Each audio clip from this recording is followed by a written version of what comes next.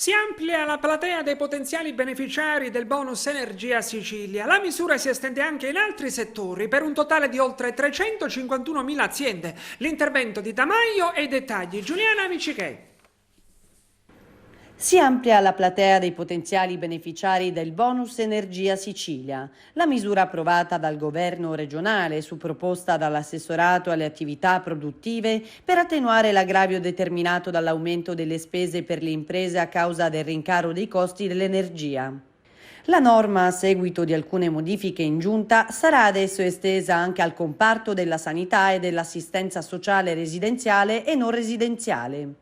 All'interno del settore sono comprese infatti attività economiche particolarmente esposte agli effetti negativi del caro energia, fra cui le residenze sanitarie assistite e gli asili nido. Dunque, in generale, i beneficiari del contributo saranno i settori agricoltura, silvicoltura e pesca che interessano oltre 83.000 imprese attive e poi estrazioni di minerali da cave e miniere, attività manifatturiere, costruzioni, commercio all'ingrosso e al dettaglio, alcuni settori al lavoro nel trasporto e magazzinaggio, attività di servizi di alloggio e di ristorazione, servizi di informazione e comunicazione, attività professionali, scientifiche e tecniche, noleggio, agenzie di viaggio e servizi di supporto alle imprese, istruzione, attività artistiche, sportive, di intrattenimento e divertimento, per un totale di 351.491 aziende attive nell'isola.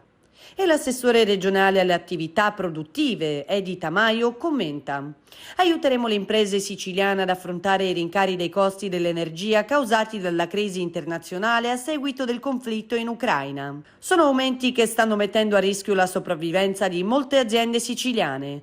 Per questa ragione ci siamo attivati per erogare al più presto il bonus energia, grazie ai 150 milioni che il governo Schifani ha affidato al Dipartimento delle attività produttive per aiutare gli imprenditori afflitti dal caro bollette. Appena pubblicato l'avviso, le aziende avranno tempo fino a marzo per presentare la domanda di partecipazione.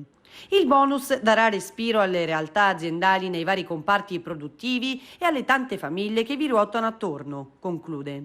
Più nel dettaglio, il contributo per le aziende sarà stabilito in funzione del fabbisogno di liquidità determinato dalla crisi energetica, calcolato in percentuale, il 30% sull'aumento rispetto alle tariffe 2021 del costo energetico, gas o elettrico o entrambi, riferito al periodo dal 1 febbraio 2022 alla data dell'ultima fattura di fornitura disponibile.